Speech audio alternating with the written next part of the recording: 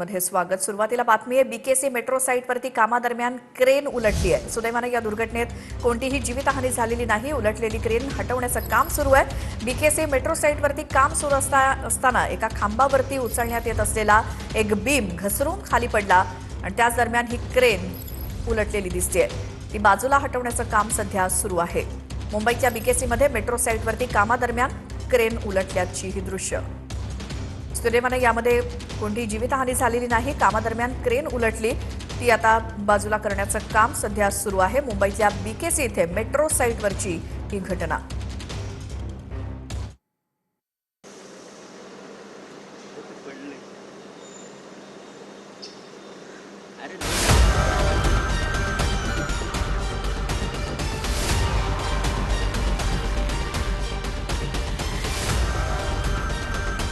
तर मुंबईच्या वांद्रे कुर्ला परिसरामध्ये मेट्रोचा खांब उभारण्याचं काम सुरू असताना बीम उचलणारी क्रेन अचानक उलटली।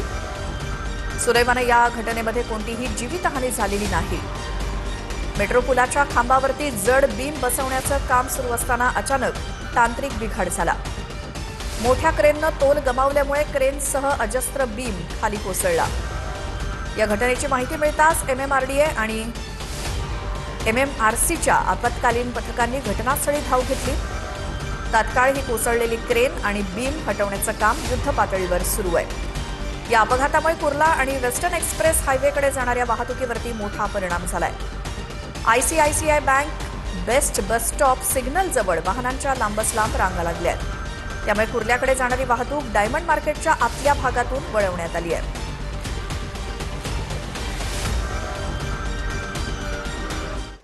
में रात में अराउंड 4:30 तो ये अराउंड 8 मीटर लिफ्टिंग हुआ था दोनों क्रेन से। एक क्रेन का बूम है, उसका लिफ्टिंग गियर फेल हो गया।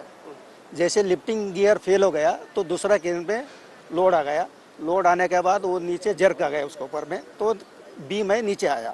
इसमें किसी का इंजरीज नहीं है। तो हमारा प्रायोरिटी है इसको रोड खोलने का। तो अभी 3-4 घंटे लगेंगे इसको तो रोड क्लियर करने में। मुंबईतील बीकेसी मध्ये मेट्रोचं काम सुरू होतं आणि पहाटेच्या सुमारास आपण जर समोर बघितलं, जी क्रेन आहे ती उलटली आहे, कारण की ह्याच ठिकाणी मेट्रोचे जे गर्डर आहेत ते टाकण्याचं काम सुरू होतं आणि त्या संदर्भात पहाटे ह्या कामाला सुरुवात झाली होती। मात्र अचानकपणे गर्डर बसवताना ही जी क्रेन आहे आपण बघू शकतो, ही क्रेन अचानकपणे उलटली आणि ती समोरच्या गर्डरवर पडलेली आहे। सध्या तिला हटवण्याचं काम सध्या सुरू आहे। मात्र हा जो रस्ता आहे मुख्य रस्ता आहे, कारण की बीकेसीहून मुंबईकडे जाणारा रस्ता आहे आणि तो आता पूर्णपणे बंद झाला आहे। गर्डर बसवण्याचं काम हे पहाटे सुरू केलं होतं आणि ह्या पहाटेच्या सुमारास हा मोठा अपघात झाला। मात्र ह्यामध्ये कोणत्याही प्रकारची जीवितहानी झाली नाही। सिद्धेशसह मयुराज जाधव, TV9 मराठी।